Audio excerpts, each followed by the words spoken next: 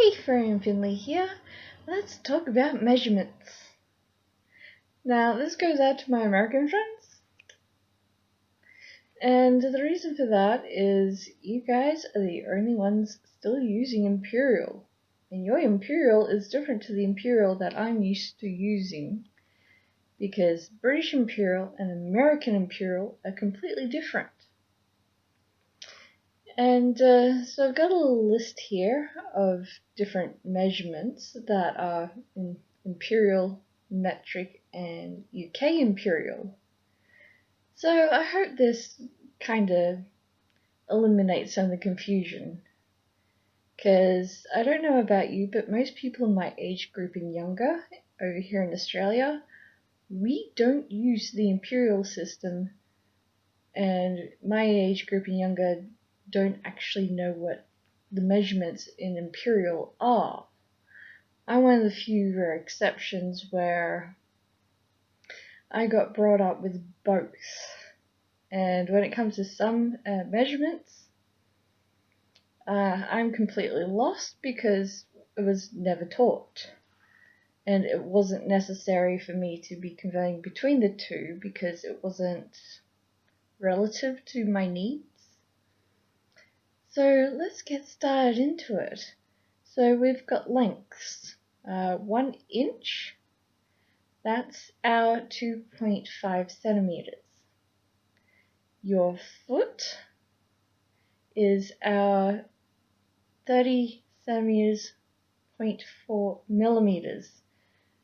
And our rulers are still a foot long, and a lot of people get a little bit confused as to why rulers are longer than what 30 centimeters is, and this is basically it.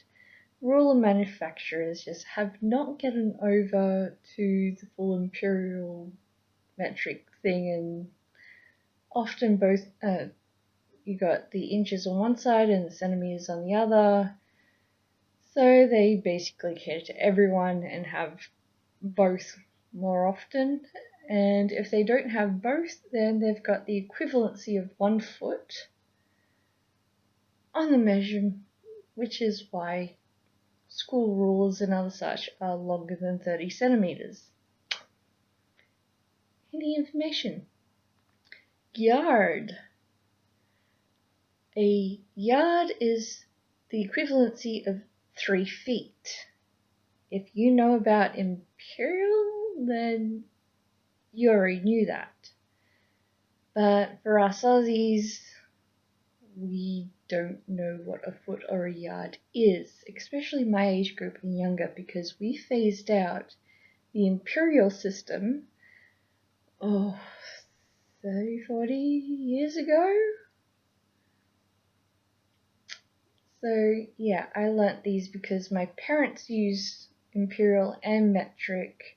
They saw the changeover, and for a lot of the work that they do, they need to be able to convert between the two, because mechanics have more than one form of measurement, and every different country has its different size nuts and bolts and other such. And Mum does a lot of sewing, and quilting is all in inches, in yards and stuff. And of course, me being a seamstress, quite often the patterns I look at are also in yards. That gets a bit of fun, as well as a lot of measurements being taken in inches, and it all depends. And I love the waist and hip measurements are done in inches. And a note for you, men's trousers are measured by inches. So you can pick up any pair of 38 waist trousers and they'll fit, because a 38 waist is a 38 inch waist, so it doesn't really matter what one you pick up. It's all about the cut everywhere else, as well as the style. So something for you to look into. And a lot of other countries also use the imperial system. So say example, I'm buying a bra, and I'm not quite sure what the size is because it's not really stated. I just go by my underbust measurement, 38 inches, that's size 16, done.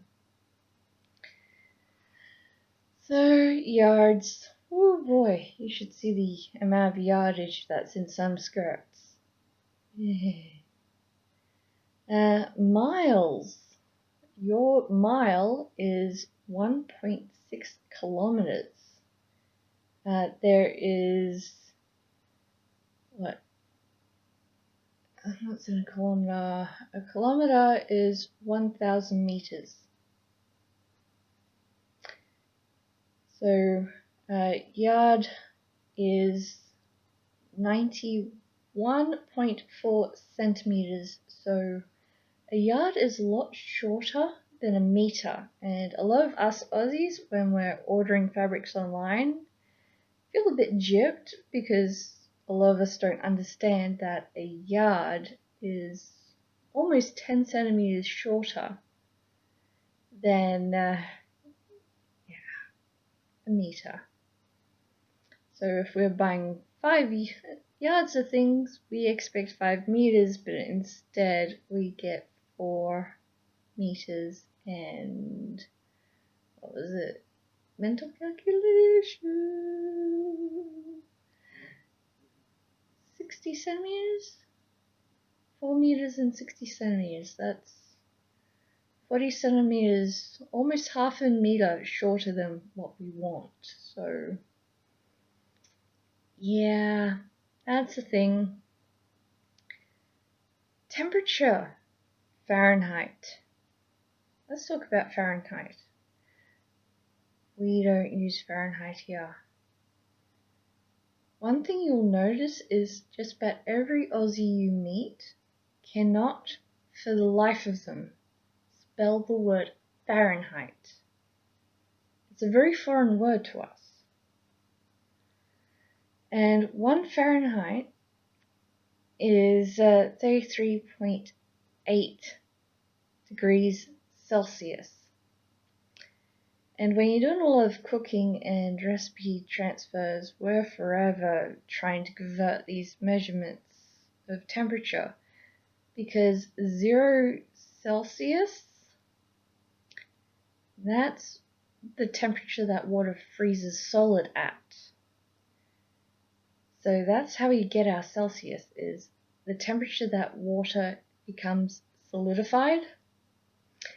That's a Celsius. But for you guys, that's what, 32 degrees Fahrenheit? So when you start talking about the weather and oven temperatures and stuff like that, we're forever having to go to a converter or do a mental calculation of, what is that? It's our temperature plus 30 degrees, give or take. So I'm not sure about acre, hectare, and that sort of stuff. I don't really need to know that. Only property owners and people looking into real estate need to know that, because you need to know how big your land is. Now for liquid measures. So when you guys say a gallon, we automatically go to the English UK version of a gallon, which is 4.5 litres. A litre has 1,000 milliliters in it. So your gallon is 3 litres and 78 milliliters. So we don't go out and buy a gallon of milk. We buy a 3-litre bottle of milk. So yeah, the term gallon is very foreign to us, especially my age and younger. Quart. Who Who the hell uses quart as a liquid measure? That in itself is a very foreign word to us. Most people, you ask them what a quart is, and they ask something along the lines of, has it got something to do with a video game gun or character, or is it slang for a quarter? And then, of course, you go, well, I better tell you the measurements for a quart first. So 1 American quart is 946 milliliters. So that's a nice big cup.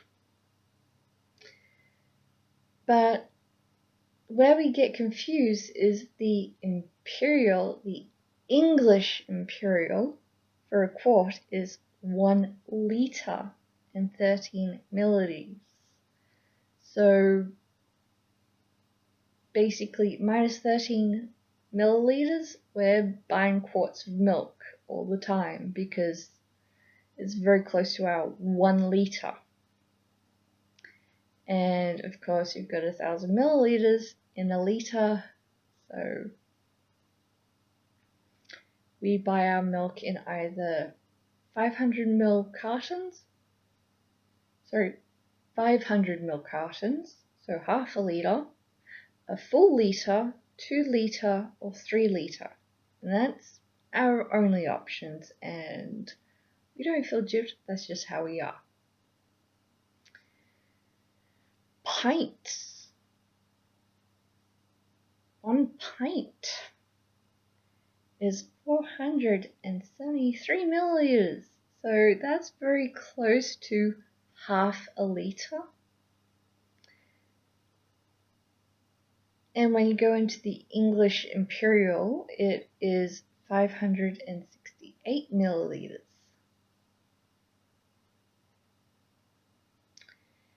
So it's just over half a liter for the English imperial, whereas for us Aussies it's less than half a liter, and you guys are probably going, what?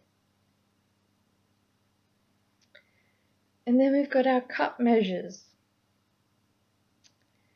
So you guys have your standard cup measure. Apparently our cup measure is 236 milliliters.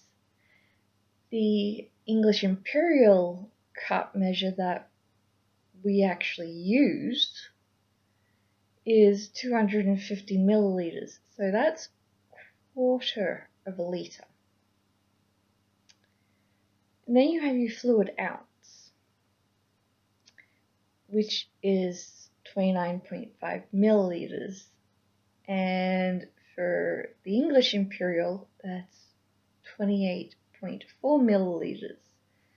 So that's less than what we would be using. So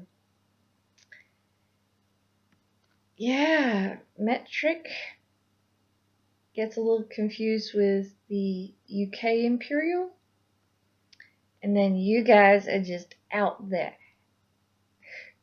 You get your own system, and it gets confusing.